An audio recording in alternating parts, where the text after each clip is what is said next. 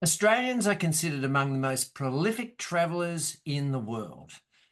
No matter how far-flung the destination, there is a good chance you'll run into another Aussie there. In 2022 to 23, Tourism Research Australia reported Australians spent a whopping 164.5 billion on tourism. This was a considerable increase on previous years. These stats strongly support the idea that Aussies love their travel. Today you'll hear from several travellers. Who knows, it may spark a new travel idea.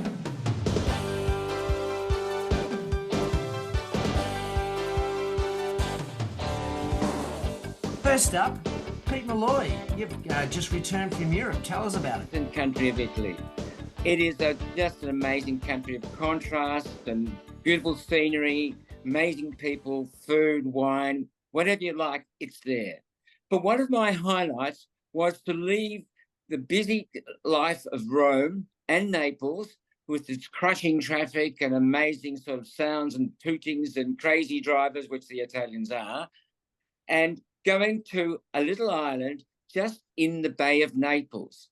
This island is called Ischia, and Ischia is competes with Capri. It's not as touristy, but it's a quiet place, and it's just as beautiful. But we met some wonderful people, and we enjoyed it. First of all, Ischia is probably half an hour by a ferry from Naples, and the sea was calm and smooth. And we arrived at the main port and made our way to our place where we were staying. It was called Fiora.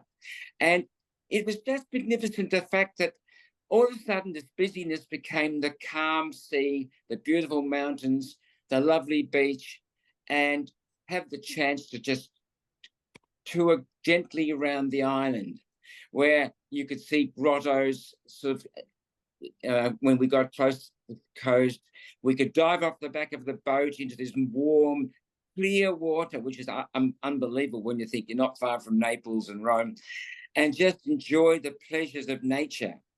And it was incredible just to see. The water was so clear, you could see the fish, you could see the lovely sort of colours of the hills, that lovely sandstone, which seems to be very strong in Italy, the limestone, which just seems to pick up colour so beautifully.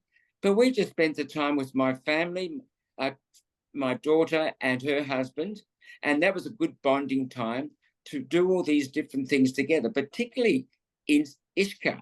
We could swim, as I said, off the boat. We could have this really gourmet food which they provided. They started off all sorts of tasters, and they gave us a full range of Italian food and tasting some of the Italian wines, which would complement this meal. So with a beautiful sunny day, being with my daughter and her husband, and being able to enjoy a special part of this Italy, getting away from the madding crowd and being in a quiet and supportive and friendly community. Pete, you're making us feel all very, very envious, and sounds like you had an absolutely wonderful time. And to have the family there must have been very special indeed. I'm gonna move on to another experience. Joe has just returned from another European country, and he's had a wonderful time. Tell us all about it, Joe. Yeah, thanks, Ian. Yeah, I spent 5 weeks. Judy and I spent 5 weeks in France, mostly France. We flew into Paris, and then we trained our way from the anti-clockwise right around the country. So we spent 2 or 3 days in each city. So we went to 14 cities, moving every couple of days, and we went by taxis and by boats and planes, of course. A 24-hour flight across to France. That's probably the worst part of the whole trip, is the flight. But we had an incredibly good time because we covered so many different terrains. A lot of France was just wineries, so the vineyards just right through. It was incredible. I'm not sure where they sell their wine, but you could get some beautiful wines there. And the other half of France appeared to be corn. So when we travel by train, you see all the countryside. It's just a beautiful countryside. And of course, we went into the French Alps and that was incredible as well. We were in Chamonix, and in the motel, you're looking up, almost craning your neck backwards, straight up to the top of the mountain. It's Mont Blanc. It's about 4,500 meters, and we actually took the cable cars up to there, and I think it's only 65% oxygen at that level. So yeah, it was just a fascinating experience there. Very much like the Swiss Alps in terms of the way it appears. So we did mostly France, and then we ducked into Switzerland for 3 days, and we walked into Germany, across the bridge and back, just to say that we'd been to Germany.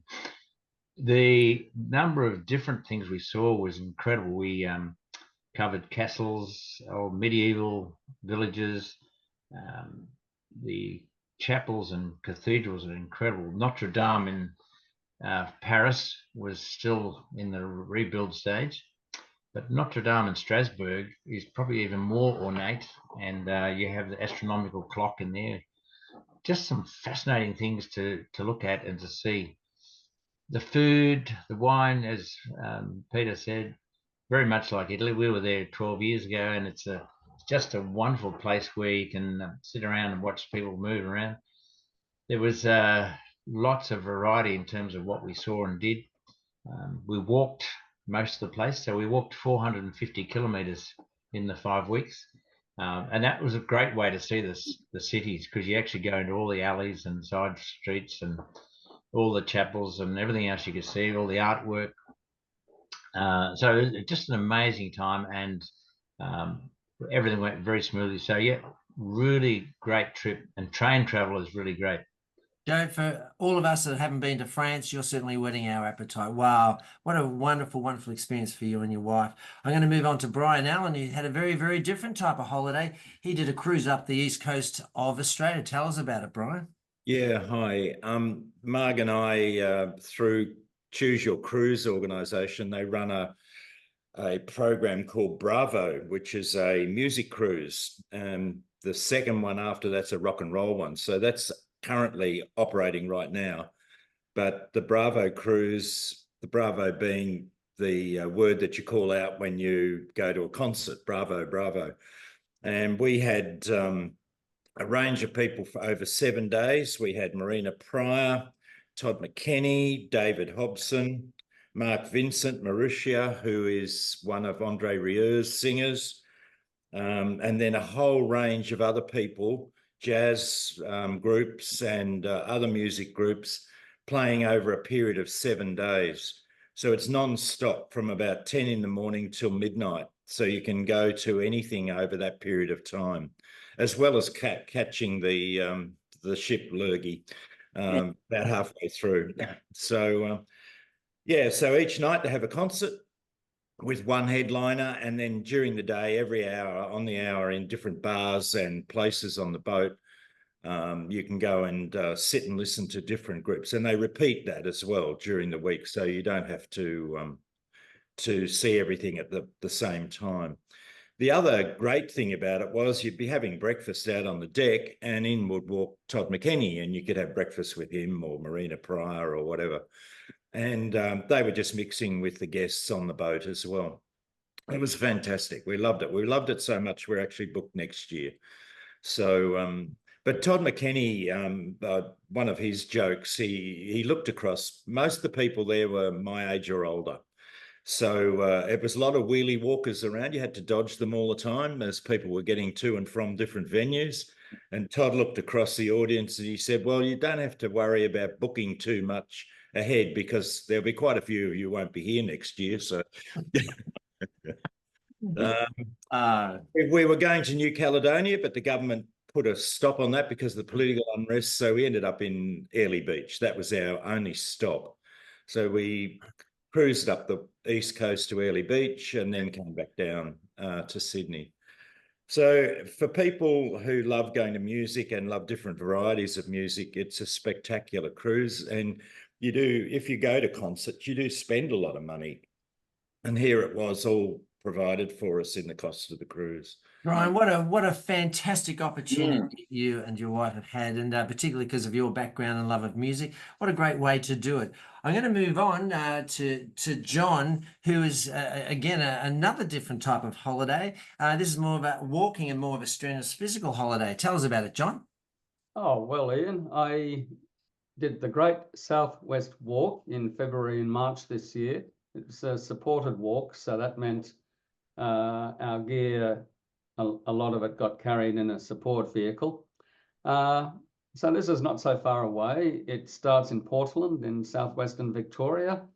It takes 7 days to walk to Nelson and another 7 days to walk back to Portland.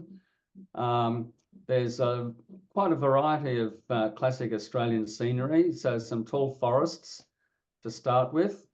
And then after a few days, we come to the Glenelg River. We follow the Glenelg River for a few days, just to where it crosses into South Australia and then back into Victoria. And at that point, we reached Nelson. From Nelson, we start walking along beaches, and a couple of days of just, white sandy beaches. And then after we've spent a few days walking along those beaches, walk along a lot of cliff tops, especially around Cape Bridgewater and Cape Nelson. It gets very windy. You'll see quite a few wind turbines there now. And finally back to Portland. I have to say, the whole walk is about 250 kilometres. I was a bit underprepared, as in not fit enough. So I walked about 150 of the 250 and got a ride the rest of the way. Well, John, I tell you, the fact that you did 150 is huge. Certainly one of my great loves, the bushwalking idea. So you've whet my appetite for that particular trip.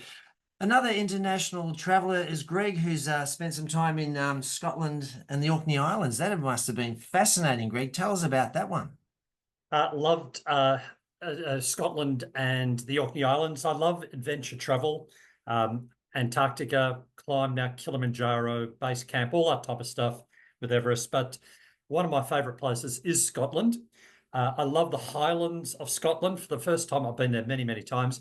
The first time I saw it without mist and fog and rain, and I was able to see the glory of the entire range of mountains. It was just spectacular. But the area I particularly enjoy going to are the Orkney Islands. They're off the east coast of Scotland, halfway to, or not halfway, but on the way to Norway. On the way up to the Arctic Circle, there's nothing much there at all, which I love. I love the remoteness of it all. There are soaring cliffs. I do a lot of cliff meandering. There are bird colonies on the cliffs. The Orcadians, the people who live there, they call themselves Orcadians, not Scottish. They're very rugged people, very friendly people, very small communities. Although, interestingly, again, I've been there many times, tourists are getting out to the Orkneys. And in fact, they're pushing in the summer months for cyclists to go riding from island to island. And there's the main island of the Orkneys, where Kirkwall is the capital. But then there's a whole series of outer islands joined by ferries. Some of them are so small you can't get your car there, but you can just get there as a passenger. But more and more cyclists are getting out and camping in the Orkneys. They're very rugged because it can be quite cool, in fact, very cool, even in summer. But it is becoming a bit more of a touristy spot. Highly recommend Scotland and the Orkney Islands. Thanks, Greg. My goodness me, in the space of these few moments this morning, we've been able to almost travel the world. Privilege it is to have these experiences, live in such a country like Australia.